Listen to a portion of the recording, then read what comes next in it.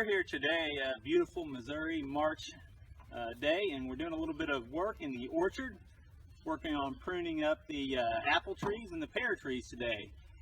Now it is getting a little bit late in the season to be doing this. Ideally we would have been working on this about a month ago, but you know, you got to make hay when the sun shines, so that's what we're doing today.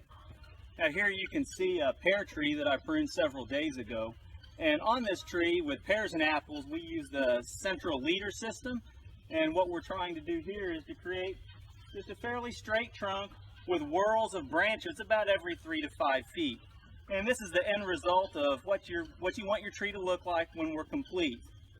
Now with these apple trees, what I try to do is think of stacked bowls. As these branches come out, I want them, when they leaf out, to create kind of a bowl shape. And then that central leader stem will come up through that, and then we'll have a smaller bowl on top of that. And the central leader will continue through that, and then yet a smaller bowl on top of that. So kind of like 3 stacked bowls. And that'll allow enough sunlight and air circulation to create large, healthy fruit. Now you can see here, you know, trees, we can't really make them grow exactly how we want. This branch, for example, has started coming in towards the center a little bit more than I wanted it to. When that happens, you just have to prune it in such a way, as in several years ago, I cut right here, and that drove the growth more outward.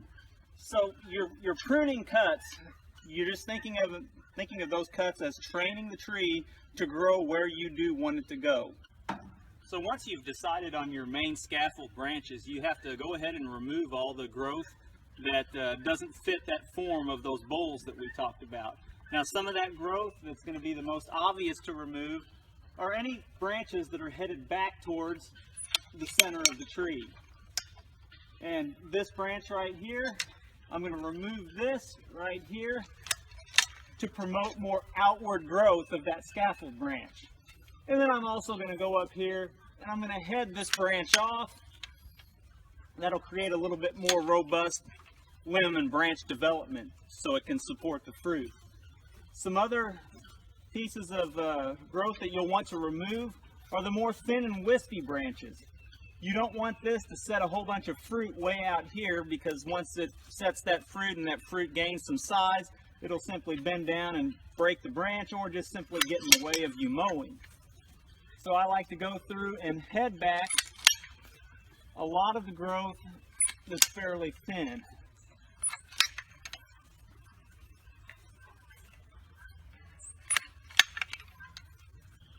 So here too, we're just trying to remove some branches that are working their way towards the inside of the tree. Also just trying to drive that energy into developing a nice thick stem.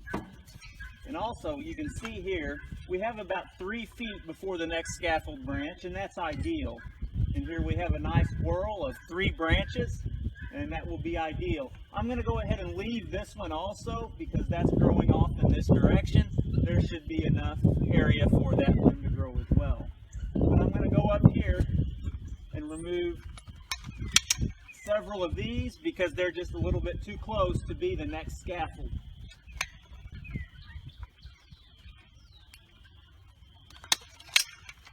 Now you can see some of these branches radiating out here. These will be an ideal next scaffold system for the 3rd set of branches coming off this main leader. And you want to go ahead and get up high and head those off. Now this one's growing a little bit straight. I'm going to head this off right here and try to drive that energy out into that little branch there. And also this branch here is working its way back towards the center. I'm going to head that off and let a few of those branches start growing for next year and just see what happens. Get all this growth removed, all these pruned branches out of the way. You can see here in the center we still have quite a few crossing branches, and you'll want to go ahead and remove those. And you'll probably be seeing a lot of buds as you're doing this. Don't worry, there'll be plenty on the tree to make a nice crop of apples. Okay, you can see right up here we have a handful of branches that are working their way back towards the center, competing with that center leader. And we want to go ahead and remove those branches as well. Remove them as close as you can to the stem that you're removing them from. Now this branch, you can see that this crosses over with this branch up here. We want to go ahead and get rid of that as well. Here we have a branch that's working its way back towards the inside. Now it has a few flower buds right there, so we can leave those, hopefully produce a little bit of fruit. Now this one, you can see it's working its way back towards the center, so we want to go ahead and take that one off as well. And then we'll head these off and try to drive some growth to the more outward portions of the tree.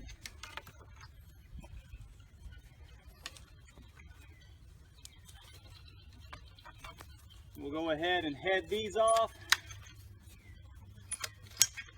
so if they do produce fruit, it doesn't droop down and break any branches. And we're getting fairly close to being complete with this tree.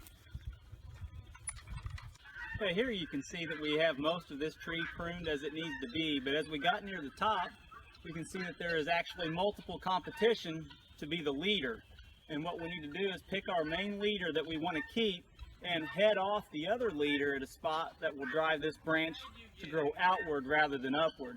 And the spot I'm picking is right about here because it has a nice branch that's heading out a little bit more horizontally. And when you make a cut like this with a pruning saw, you want to make sure to come in the back side, make a little bit of a cut, that way for when this falls it won't actually tear the bark down the stem. You want to avoid that when possible.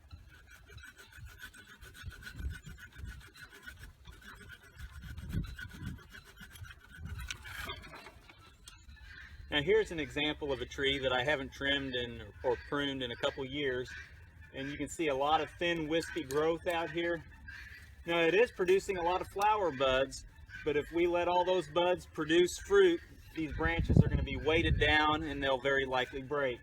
So in a tree like this, don't hesitate to get in there and really prune that tree back. And we're going to use the same methods that I mentioned earlier, but it should look nothing like this when we're done. It should look like what we've already showed you. We've now completed this tree here, and as you can see, we've really opened it up, removed all that long wispy growth, took away that growth from the center and training that tree to produce the shape we want it to have.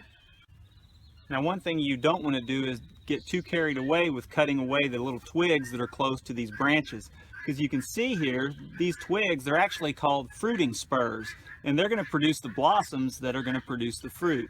So if you go through and you trim up all these, you're going to be removing all your fruit production capabilities. So in summary, whenever you're pruning apple and pear trees, a couple things you want to think of. You want to plan your tree ahead of time. I like to use the central leader system where you have that main stem and the whorls of branches coming out. So go ahead and plan which branches you're going to keep, and then once you've planned that, remove any wood that's headed back towards that central leader. You can also remove any that's dipping down too far away from your branches as well. Any crisscrossing stems, any dead, diseased, or damaged growth, you want to remove all of that. And also make sure you remove the ends of those branches, otherwise you'll get fruit produced way out on the ends, and that'll produce a lot of breakage, especially if you do have a good crop of apples that year. So thanks for watching, hope you learned a little bit, and we'll see you for the next video.